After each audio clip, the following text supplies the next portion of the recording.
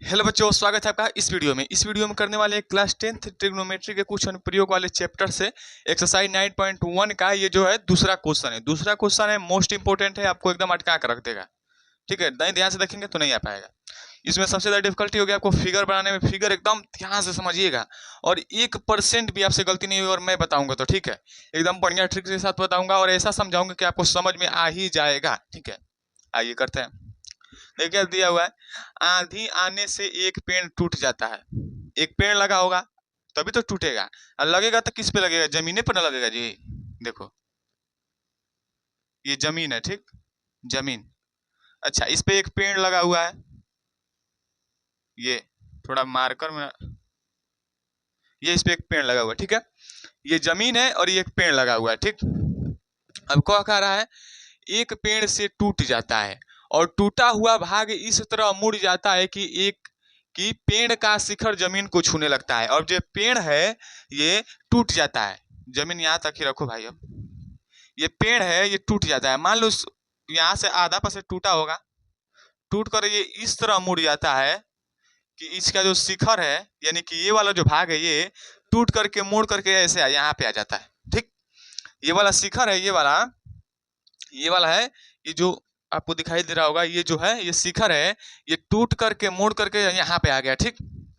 अब क्या कर रहा है, मुड़ जाता है, छूने लगता है, इसके साथ 30 डिग्री का कोण बनाता है। अच्छा, जब त्रिभुज बन गया तो ये कोण भी बनाएगा कुछ, तो ये बोला है ये 30 डिग्री का कोण बनाता है, कोण बनाता है।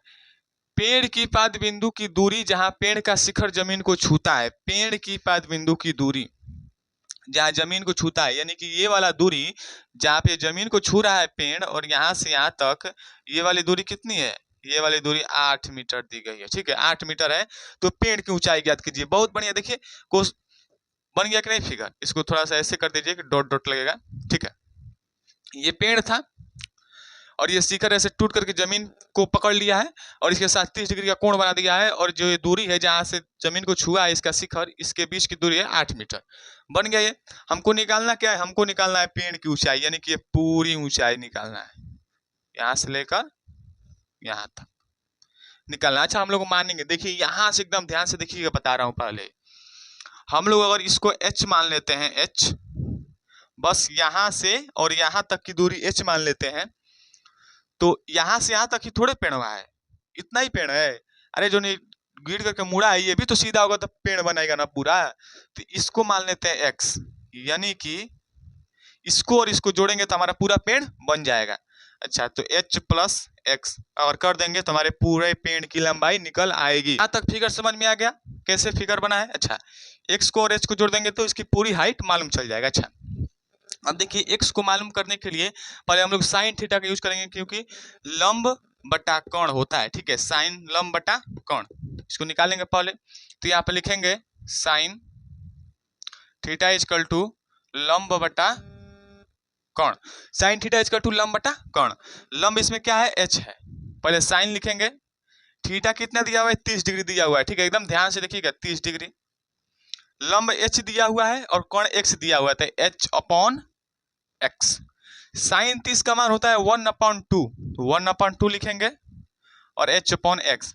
क्रॉस मल्टीप्लीकेशन करेंगे तो x इजकल टू 2h, इतना आ गया, x इजकल टू 2h। इसको समीकरण 1 दे दीजिए, हो गया। x का मान 2h निकल कर आ गया, ठीक है। अच्छा, आइए अब हम लोग इस h का मान निकालते हैं। h का मान निकालते हैं तभी तीन लोगों को दोनों को जोड़ेंगे तो आएगा मान। h का मान निकालते हैं तो h का मान कैसे निकलेगा? लंब बटा आधार, लंब बटा आधार। लंब बटा कण मत करिएगा, x का मान पूरा नहीं है, h है, इसका कुछ मान रखा है। लंब बटा आधार, तो tan का यूज करेंगे, tan 30 इजकल टू लंब बटा आधार। लंब क्या है? h है, आधार क्या है? 8 है। tan 30 का मान 1/√3 और h अपॉन 8। इसका क्रॉस मल्टीप्लीकेशन करेंगे तो आएगा 8 इजकल टू √3h। तो h इजकल टू कितना आ गया? 8 अपॉन में √3। 8 ये जो √3 है नीचे चला गया, ठीक, इतना आ गया h का मान। अच्छा, h का मान इतना आ गया। अब इस h के मान को इसमें रखिए, h के मान को इसमें रखिए, ठीक है।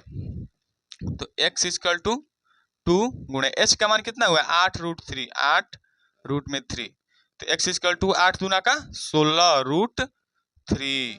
देखिए x का मान आ गया, h का मान आ गया। अब एक स्टेप और, बस एक स्टेप और इसका क्वेश्चन का आंसर आ जाएगा। अच्छा पर ध्यान से समझिए इसको, x का मान आ गया, h का मान आ गया, इन दोनों को जोड़ेंगे तभी तो पूरे पेड़ की लंबाई आएगी।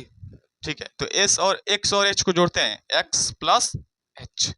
x का मान 16√3 प्लस h का मान 8√3। इसका लेते हैं एलसीएम, तो √3 इसका एलसीएम आएगा 16 प्लस 8, 16 8 24 हो जाएगा अपॉन √3। इसको यहां तक भी छोड़ सकते हैं और इसको परिमेयकरण भी कर सकते हैं। तो चलिए मैं परिमेयकरण भी कर देता हूं, √3 और √3 का परिमेयकरण करेंगे। अच्छा सर परिमेयकरण करते क्यों है, क्यों हम लोग √3 से गुणा करेंगे? बच्चों देखिए इसलिए करेंगे क्योंकि कभी भी रूट वाला संख्या नीचे नहीं रह सकता है, माइनस वाला संख्या भी नीचे नहीं रह सकता, इसीलिए माइनस का गुणा करते हैं। और रूट वाला नीचे नहीं रह सकता तो √3 का गुणा करेंगे। देखिए तो √3 का 24 में करेंगे तो 24√3 अपॉन, और √3 में √3 का तो रूट कट जाएगा, और यहाँ से काट के 3 9 24, तो यहाँ पे आ जाएगा 8√3 मीटर। ये आपका आ जाएगा आंसर। ठीक है, ये आपका आंसर आ गया। एकदम बहुत ही बढ़िया क्वेश्चन था, समझने के बस ये फिगर बन गया, मतलब कि क्वेश्चन सॉल्व हो गया। ठीक है, वीडियो पसंद आई हो और मेरा पढ़ाने का तरीका पसंद आया हो तो चैनल को सब्सक्राइब और वीडियो को लाइक करिएगा। चलिए मिलते हैं अगले वीडियो में अगले क्वेश्चन के साथ।